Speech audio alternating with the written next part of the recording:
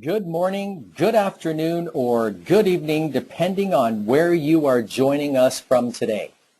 And in fact, you are joining us from far and wide for this webinar. From 25 different countries, we have attendees joining us today, so welcome all to today's webinar, Balancing Convenience and Security in Biometric Access Control.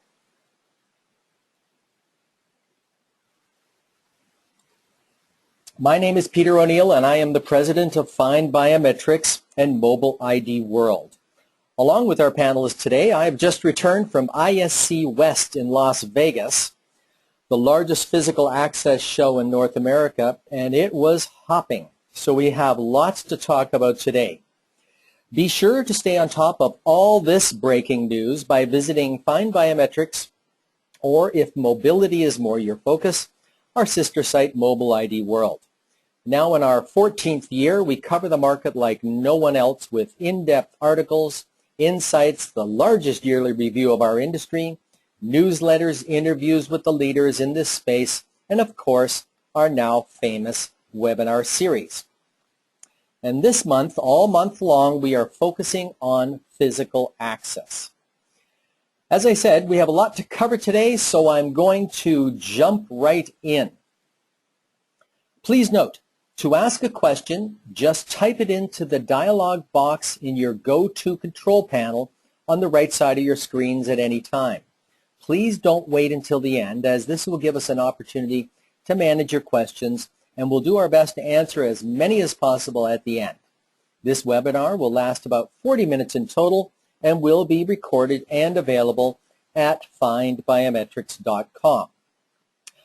I would like to take this opportunity now to thank our sponsors for their continuing support, Safran Morpho and SRI International. To start off our discussions today, our managing editor at Find Biometrics, Peter Counter, will be providing us with an industry overview to kick things off. So, over to you, Peter.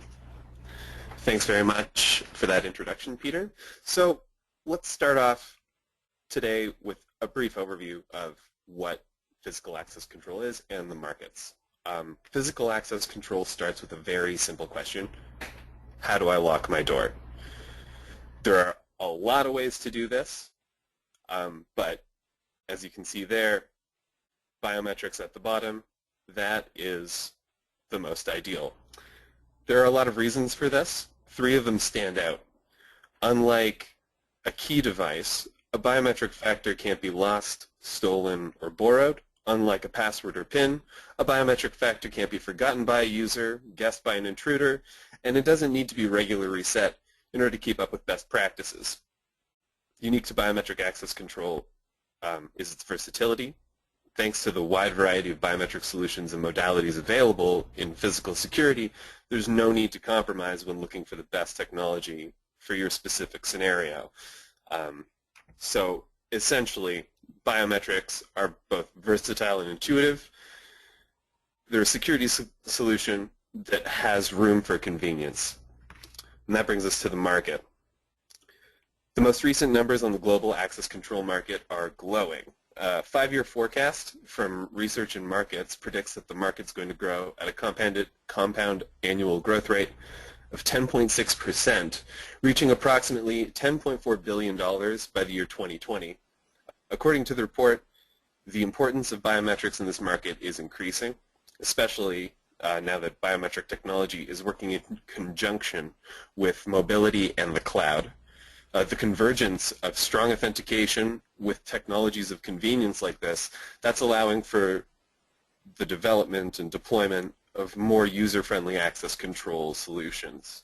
At last week's ISC West conference, if you joined us in Las Vegas, it was really exciting to notice that a lot of the new products there showcased did combine this. We had very convenient biometric solutions from Morpho, SRI, Zwipe, HID Global, and FST Biometrics, which includes mobility.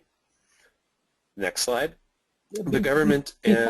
Well, actually, Peter, before we leave that one, you know, your comment about ISC West, I think, is very appropriate because, I certainly felt the sort of the enthusiasm and there was a buzz around the place. It was very crowded, which was, Yeah. more so than in years past. And, when I think about 5 years ago, compared to what's going on now, quite a difference. So I think your comments are bang on there. Thanks. Yeah, I agree. I think there's a lot to be said about convenience helping it reach a tipping point. And as we'll see here, the government and enterprise adoption of biometric access control, it also has a tangential effect on strictly biometric markets, which is definitely part of the excitement there. In a GIA report on the global fingerprint biometrics market, which predicts the fingerprint market's going to reach $11.9 billion by 2020 globally. The firm notes that the government and enterprise adoption of biometric solutions for time attendance, border control, and physical security, those are the major driving factors, especially in the US and Middle East. If you go to Find Biometrics today, there's a new article about a report on the Saudi Arabia physical access control market, and it definitely corroborates those numbers.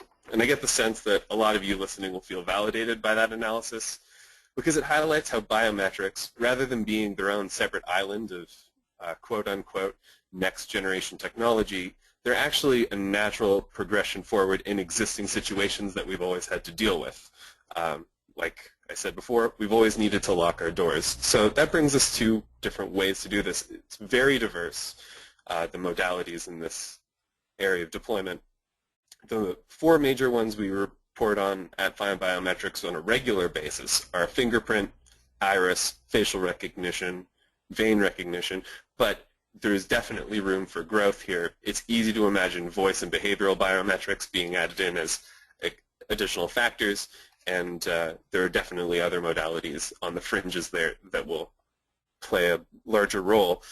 The deployments are similarly diverse. As you can see there, that's just a selection. The list goes on. Office buildings are huge. That's enterprise and government buildings as well. Schools are starting to see huge deployments in physical access. We also see residences, which is commercial. That's huge. And border control points are also very large. So anywhere a door needs locking, biometrics can help essentially. But that brings us to our big question: how do we strike a balance between convenience and security? Good news, biometrics are already more convenient than the alternatives. There are various levels of convenience though, and depending on the modality and number of security factors employed, that's going to change that balance. Contactless solutions present the best option in convenience. They are great for high throughput environments. That's iris, face biometrics, and contactless fingerprint. Mobility also enters into it with BYOC deployments. That's bring your own credential, biometric smart cards, and cloud technology particularly helps administrative convenience here. Now, when you need more security, you're going to end up sacrificing some of that convenience. Luckily, biometric security is incredibly scalable, so introducing additional authentication factors, which is the tried and true way of increasing security, that's very simple here. The way we see this done most often is with a layered approach to biometric modalities or the introduction of other factors like smart cards. The level of risk carried, of course, will inevitably dictate the level of security required, and this in turn will adversely affect the level of user convenience. So finding that balance in the context of a specific deployment, that's where the conversation inevitably leads us, and that's what we're going to be talking about today. So thanks very much, and back to you, Peter. Thank you very much, Peter. That was an excellent overview. And now I'd like to introduce our other panelists for today from MorphoTrack, Gary Jones, Director of the Biometric Access and Time Solutions Business Unit. Gary is responsible for MorphoTrack's biometric terminal business in North America, and for the past decade he has specialized in integration of Morpho's biometric technology into physical and logical access control and time and attendance solutions. Among his achievements, Gary created one of the world's largest channels for distribution of morpho biometric readers, including high security, large volume, and critical infrastructure environments such as mines, ports, construction, and government services. And also joining us today is Mark Clifton from SRI International. Mark is the president of the Product and Solutions Division. In this position, he is responsible for new and existing products that evolve from SRI's R&D technology, including biometric systems built on groundbreaking Iris on the Move technology. Mark is also the general manager of SRI's Princeton, New Jersey location. He is an accomplished leader with more than 30 years of experience in engineering, business management, and business development, with a deep knowledge of commercial and government markets. So let's jump right in. My first question to our panel. We have just all returned from ISC West in Las Vegas last week. What were your general impressions of the health of the physical access industry? And maybe, Gary, you could start us off on this one. Sure, thanks, Peter. So as was very accurately stated earlier, no doubt more buzz than any year previous. Specifically, if we look at the number of new products entered into the Product Showcase Awards managed by SIA, that's another great example of just how much the industry is growing and how much progress there is with the new products. I think they had more than 110 new products entered, which was an all-time record. So that shows, I think, how fast the industry is moving. But certainly, from an attendee perspective, absolutely the best show we've attended thus far.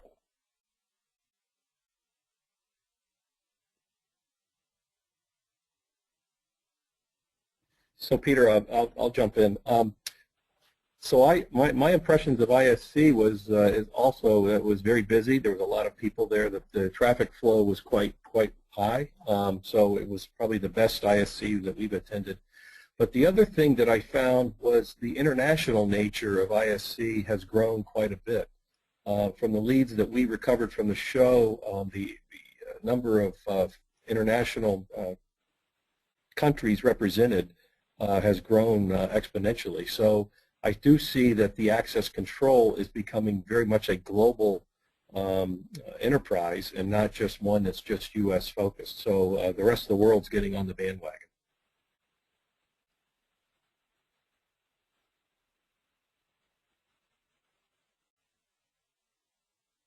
Mark, I think that's a really valid point about our industry in general because, just with our webinar today, 25 countries from around the world, and I'll also notice that specifically with ISC. Second question, how are new innovations in biometric technology changing physical security for the better? And Mark, can I ask you to start off on this one? Sure, and I think the title of the webinar is part of the answer, convenience. The innovations that I've seen and that you're starting to see out there, the new products in access control, it's all about convenience and making a convenient access control system. And I think the title of the webinar, Balancing the Two, Security and Convenience, is really the critical feature that you're starting to see people innovate around. My contention is that you can get both. You can get high security and you can get convenience. And I think you're starting to see that with the innovations that are coming about. Thanks, Mark. Gary, can you jump in on that one? Absolutely, and to back onto what Mark said, certainly convenience is becoming more and more of a factor. And what we're seeing is even the nature or definition of convenience itself is being stretched further and further. So, whereas before a lot of discussion used to be around, I'd like to use biometrics because I don't want to have to carry something with me. For example, if I'm going to the gym, that was one, or let's say a previous definition or expectation of convenience. But now, a huge, not only buzzword, but a genuine requirement that we see out there in the markets is for frictionless access, where people want to not only, avoid any inconvenience around what they have to carry around with them, but they don't. They're trying to get to a point where they don't even have to change their behavioral patterns in terms of how fast they walk through an access point. So for us, that's great because it forces us in the biometrics industry to push the boundaries all the time, and it gives us the opportunity to display what we can do with the technology to allow people to use biometrics on the move and so on in a much more convenient fashion. Thank you very much. Now, Peter Counter, I'm going to ask you to jump in on this next question, please. Are enterprise-wide security solutions that include physical, logical, and mobile being asked for more these days? Well, judging by the news flow, definitely. We are seeing on both of our websites, Find Biometrics and Mobile ID World, physical access is definitely becoming something that we report on specifically in the enterprise market. Surprisingly, at first at least, more on Mobile ID World, a lot of things that are affecting the enterprise, like BYOD, the Bring Your Own Device movement, in which employees bring their own phones, that can be leveraged now to help break down barriers in access control adoption with things like bring your own credential solutions. Like there's a company named Allegion who they don't necessarily use biometric technology. That is an option, but essentially it leverages NFC technology in phones that are already in the pockets of employees, uses them for card readers, and there are things like that. As I said in my introduction, cloud technology is really helping this as well. Having centralized management of credentials, onboarding, and whatnot is very helpful. Well, you know, Peter, at the Mobile World Congress last month in Barcelona, that exactly what you were suggesting came pretty clear as well. These blending together. Mark, can I ask you to jump in and comment on that? Are enterprise-wide security solutions that include physical, logical, and mobile being asked for more these days? Absolutely. What we're seeing a trend is that people are starting with the physical access and using biometrics, and then they realize how easy it is to use or how good it can be for security reasons, and then they're moving that into their logical access or into their time and attendance applications as well. So they're looking for a full breadth of biometric capability across their entire enterprise. So like you said, access control, logical access, and mobile are all becoming part of the requirement to be in the biometrics space. Gary, can you comment? Yeah, so just speaking about large enterprises specifically, and I think that's something that you know, we've seen over the last 15 years. The earlier adopters were typically the very large enterprises that had no choice but to, you know, start deploying biometrics very early on. And what we're seeing now is that these large enterprises are essentially in their second or third wave of biometric deployment. So, you know, they're going through a process where they trust the concept of traditional biometrics, and they've had the opportunity to, in their organizations, get buy-in from their users, and also explore, you know, how they can expand it. So exactly as was stated, the bring your own device type of concept, the mobile concept, taking biometrics out into the field, for example, with mobile employees or contractors, etc. The diversity of applications within those enterprises is starting to grow rapidly. And also, I think one other point that we find interesting is that these large enterprises, as a result of their level of comfort using biometrics internally, are now looking at ways to take biometrics to their own customers as well, or at least their customer interactions. Thank you very much. This next question, I'd like to try and get some specific examples if I can. How is your company addressing the balance of convenience and security in physical access deployments? So maybe an example of a product that it specifically addresses this concern. And Gary, can I ask you to start out on this one, please? Sure. So we've been working on a number of contactless or touchless biometric modalities for quite some time.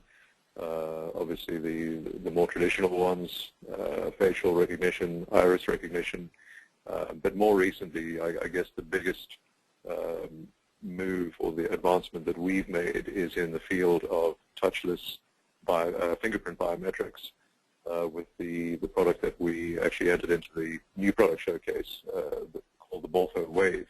The Morpho Wave is a three-dimensional touchless fingerprint image scanner, and the device is designed to allow people to really interact with biometrics in a truly frictionless fashion, so that they can walk through an access point at any speed, even a very, very brisk or fast pace, not have to touch anything, and yet be scanned even more accurately than with traditional contact fingerprint sensors, and not only more accurately in terms of the actual imaging and matching, but also more accurately because you can scan all four fingers on each hand, which essentially act as one credential each. So it's like having a multi-factor device with a single wave of the hand.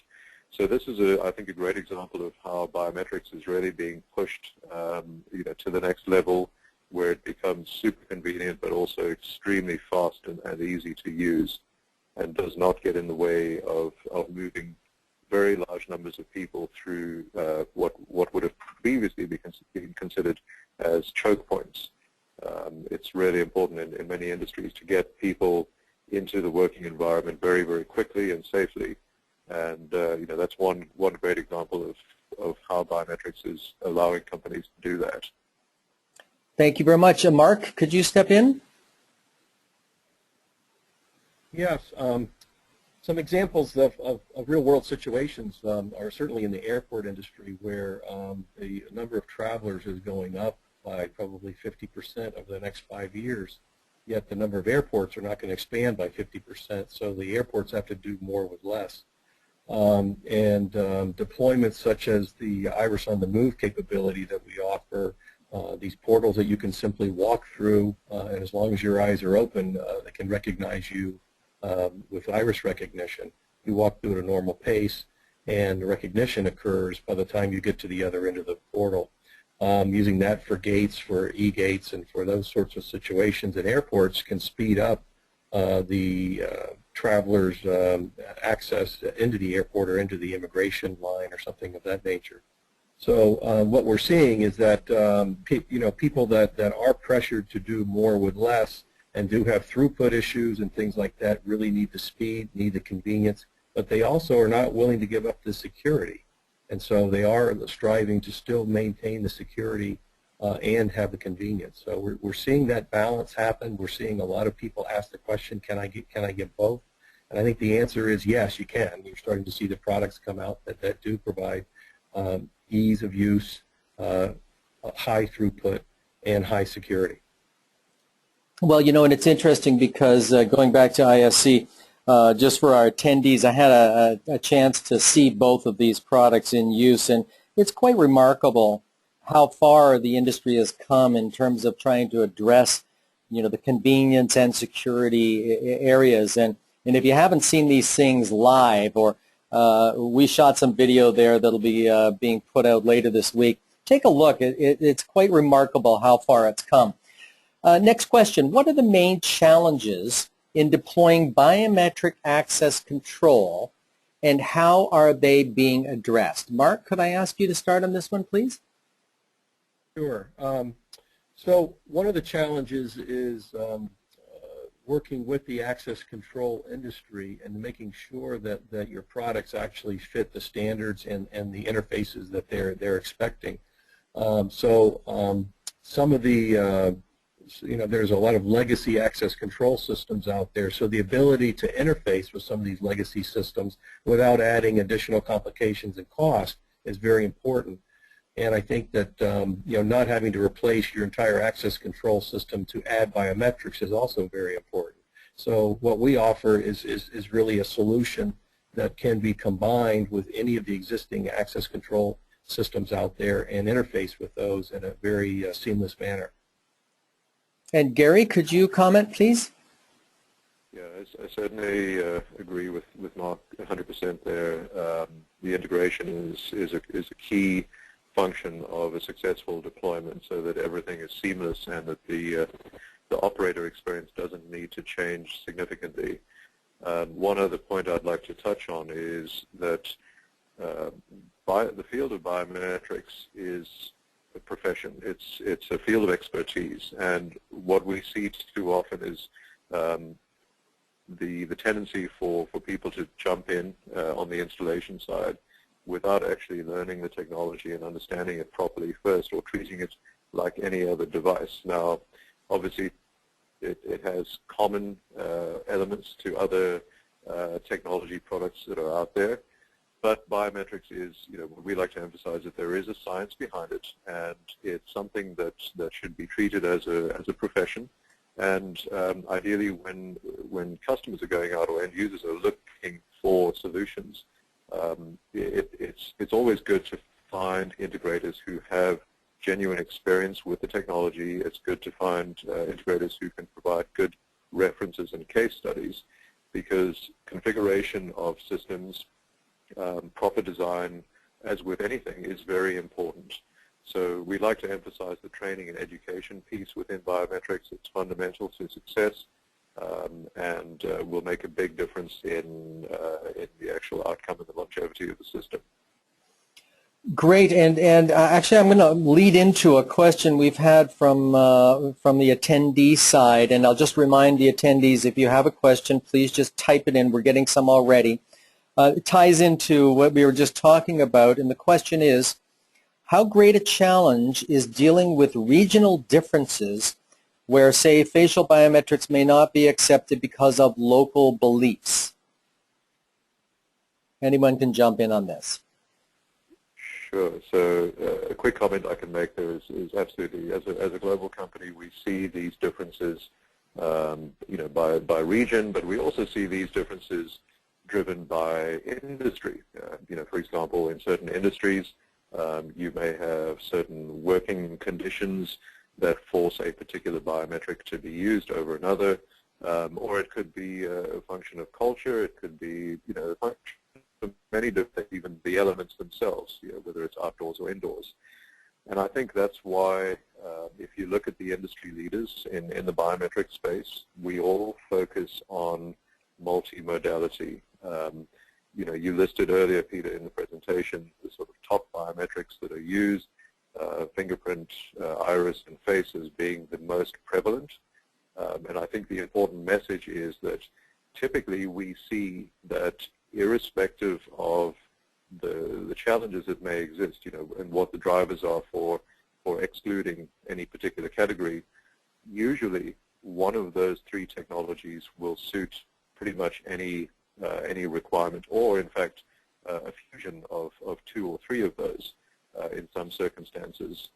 So yes, those issues do come into play, but normally there is at least one solid technology that can work around those kinds of challenges. Mark, can I get your thoughts on that? Yeah, I would agree. I think that the top three biometrics, one of those typically solves most of the problems. And I also agree with Gary. His points about the industry is very important, because certainly some of the biometrics are just not suitable for certain industries for a variety of reasons. And so one particular biometric probably does suit itself by industry better than others. And the regional and cultural issues are what they are, and you have to be sensitive to those and have people understand what they're dealing with when they go into those situations, so that they're not proposing a facial recognition system if that culturally doesn't suit the requirements or the sensitivity. Thank you very much, Mark. We often think that these may be situations that are in regions far afield, but when I look at the Florida situation with schools and biometrics, a lot of these are close to home as well. And I think, Gary, you mentioned education. We firmly believe at Find Biometrics that education is a critical component moving forward for the industry, and I know the IBIA does a lot in this regard. to try and get, real information out there that can deal with some of these misconceptions and misbeliefs. So in moving forward, I think that it's an area that we'll have to focus on a lot more as well. Here's another very interesting question from our attendees. How will mobility and the Internet of Things affect or challenge the physical access area? Mark, could you maybe start out with that one? Sure. Well, we're actually kicking off a lot of different things in this area. So mobility is very important. People always have a device with them or whatever, and you're starting to see, and I think have seen, biometrics deployed on these devices, and you're going to see more of that in the future. So how do you use that now? We introduced the keys door lock at ISC West, where we were using iris to open your door for residential door locks. But imagine that connected into the Internet of Things, and that now you know who is coming in your front door, and you can tailor all the devices in your house for that personality, for that person. What are their preferences? Whatever. Now you know who, not just the front doors being open. And I think those are important things in the Internet of Things, and being able to tailor the Internet of Things to the individual will become more important as that industry expands. Very good. And Peter, I'm going to want to get your take on this, but I'm just going to get Gary's comments first there. Sure. Definitely. Thanks, Peter. Yeah, one other interesting element to the Internet of Things portion of your question is there are obviously significant movements in not only in the biometric industry but also within the big stakeholders for example, identities in cyberspace. So you see, for example, forums such as NSTIC, NSTIC, which is the National Strategy for Trusted Identities in Cyberspace, that are looking very deeply into how the average citizen anywhere in the world is having to manage so many more identities. You think about all of us these days have 20 or 30 different passwords depending on what we're logging onto, etc. And some of these are becoming tied to biometrics as well. And it's great to see that forums like this have developed with the industry leaders to actually start the planning now to make sure that when biometrics makes it beyond, for example, right now, great initiatives such as Apple Pay and other uses of biometrics in the retail environment, for example. Once that becomes more broadly deployed, it really becomes very urgent for us to have a proper strategy around how our identities are managed and how the biometrics tied to those identities are managed as well.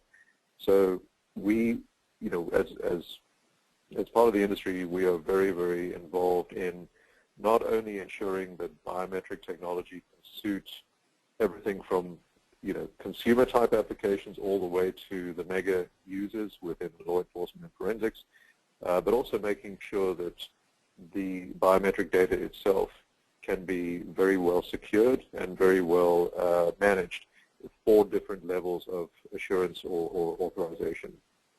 Thank you very much. And Peter, what's your take on this area? Well, I think that the Internet of Things in terms of physical access control really goes back to what Gary was saying earlier about frictionless access control really not being a buzzword anymore. We've seen major platforms for IoT. A great example actually is during the Apple Watch event in March. Now this isn't a biometric one, but this definitely will fit into biometrics. They had a live demonstration of using a remotely credentialed Apple Watch using its NFC technology as a consumer access control key for a hotel room key, and it's seamless. It's completely seamless. When biometrics comes into play there is with companies like the Toronto company NIMI. They have a biometric wristband, and it has the same thing, only instead of it operating on a pin like the Apple Watch, it definitely, it uses the ECG reading for strong authentication. And so I think that that's how we're going to see a lot of it. Like Mark was saying, everything is going to be changed by this, in as much as it gives much more identity assurance to things. You're not just opening a door in a house, but that the system that controls that house knows who you are and what you like and things like that. So I think it's definitely huge in terms of convenience. Yeah. Thanks, Peter. No problem. Okay, next question from our attendees. Do you think that the now late adopters will skip the traditional forms of biometrics and leap to newer forms, including iris, face, and or touchless fingerprint recognition? Mark, can you start us off on this one? Sure. We always find our easiest sell is to a customer who's already familiar with biometrics, so the education process isn't as large in the initial selling. But that being said, there are certainly a lot of new adopters out there that are looking at more advanced, biometrics or newer biometrics, and want to know more about them and understand them. But I think that in general, the biometrics industry is becoming much more prevalent in access control. So the education part of that argument is really becoming less and less. We're having to educate less and less people. They are doing their homework. We're finding much more educated buyers out there who already have picked the biometric they want to use, and they already know the reasons they want to use that biometric, which I find that interesting, because there is a lot of information out there that people are again, self-educating before they make any buy decisions or even approaching someone decisions, to make sure that they're going to be using the biometrics that they think fits best with their particular needs. Thanks, Mark. Gary, do you have a comment on that one? Yeah, I think the late adopters are, it really is a mixed bag. You have late adopters who are still somewhat conservative, or maybe late adopters that still have certain budget restrictions and may need to look at more traditional devices. But we also see a fair degree of late adopters who are now ready to jump all in and want to deploy biometrics everywhere in a kind of big bang approach. Again, we see a mix of those who want contact and contactless technologies. It really is a very, very diverse. I think the one thing I would say, however, that goes without saying, is that most of the people who speak with us these days are aware of what's possible with touchless technology or contactless technology, and have a strong interest in seeing how that can solve certain key areas of their business, especially the high throughput or choke point areas. Great, and we have time for only two final questions. We've had a couple on anti-spoofing, fake-proof biometrics. So I guess how important are fake-proof or anti-spoofing biometric solutions? Gary, do you want to start on that one? Yeah, absolutely. Thanks. It's a very, very subject that's very close to all of us. Again, the industry has progressed so much in the last few years, and you see, for example, now very formal bodies that are set up specifically to measure and assess the performance of biometric technologies against such things as spoof attacks. So you have, for example, the BSI organization that will actually deeply test different products and give certifications on their level of assurance against spoofing attacks. And I think this goes back to the education and proper planning point that we made earlier, which is, everything in security is around building layers of security, depending on how close you get to the center of the risk. And again, the great thing about all biometric modalities is that not only are they very scalable, but within any given modality of biometric, you have a variety of devices that can be used on the same network or in the same organization. So you can scale the technology depending on where it is. For example, whether it's a perimeter device or one that's, right all the way going into your data center. And you can not only scale what the technology does, but you can scale how secure it is, or how convenient it is, or a balance of those two. And the price point also changes depending on what device you choose. So I guess what I'm getting at is that you can configure your systems in a very intelligent way to make the best use of biometrics. You can deploy anti-spoofing in certain locations, perhaps not in other locations, depending on the need. But the technology exists. It's extremely reliable today. There are many different technical methods of performing spoof detection on different modalities. Some of them use pure software methods to determine how genuine the biometric is. Others use actual physical property measurements of the biometric.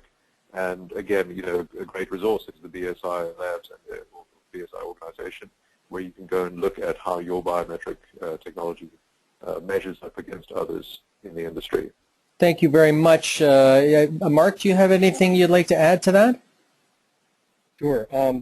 The spoofing issue is always one of any security access control system. Is how can people break in, and how can you counter that to your system.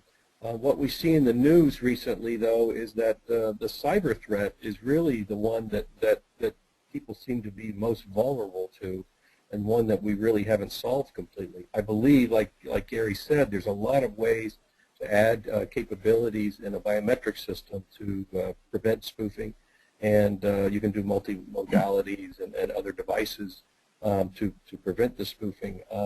But you really have to watch the cyber side of things as well, because that's where most of the vulnerabilities are these days in most of the IT infrastructure.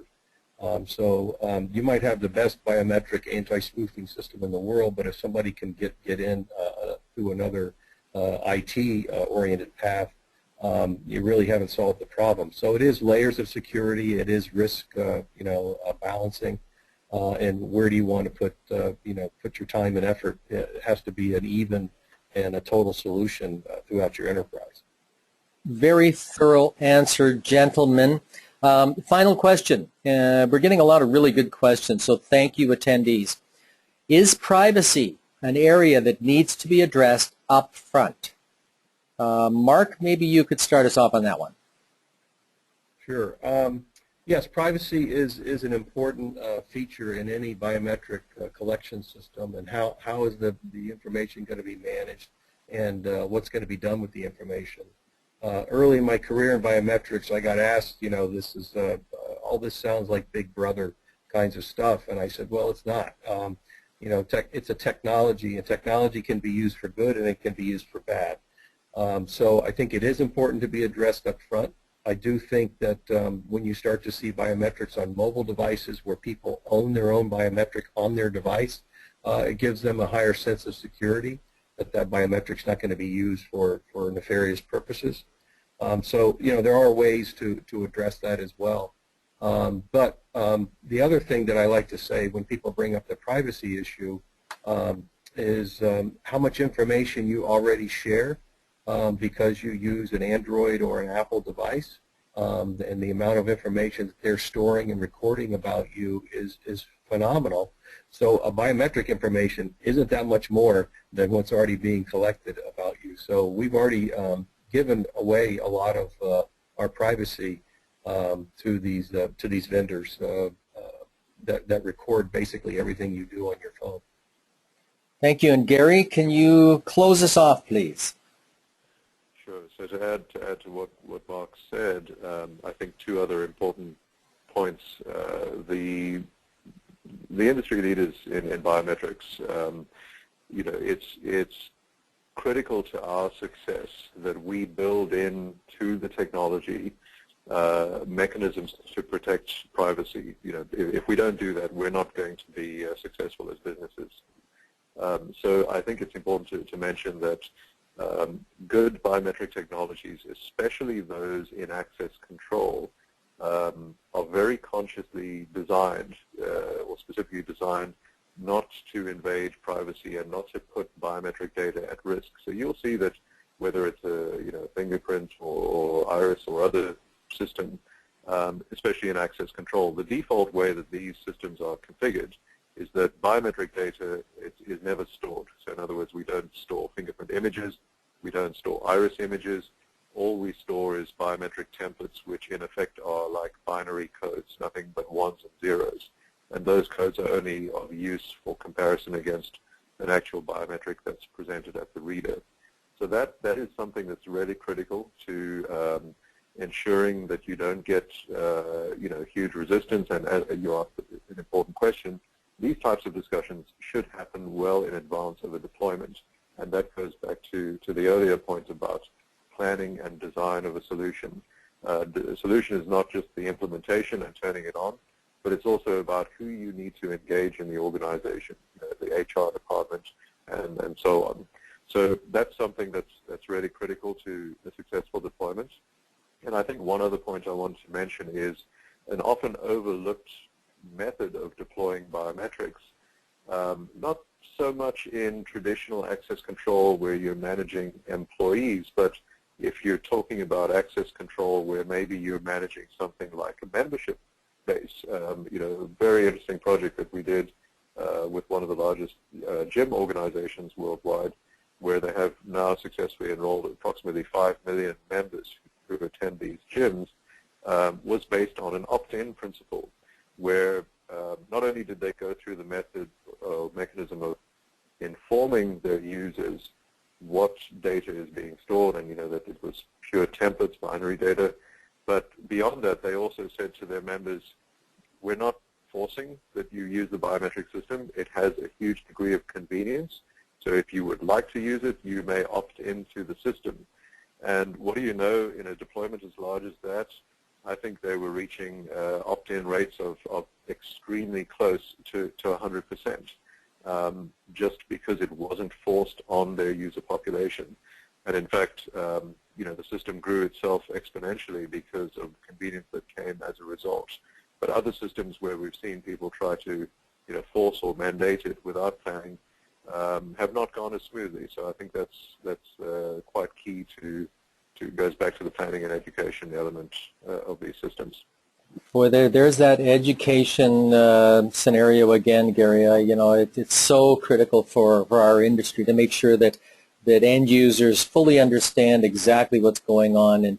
And Gary, Mark, thank you very much for your thoughts today. And Peter Counter, our managing editor, thanks Safran Morpro, SRI International, for your support. This ends our webinar today. Thank you very much for attending. And just a reminder, our recorded version of this webinar will be available at findbiometrics.com. Have a wonderful day all. Thank you very much. Goodbye.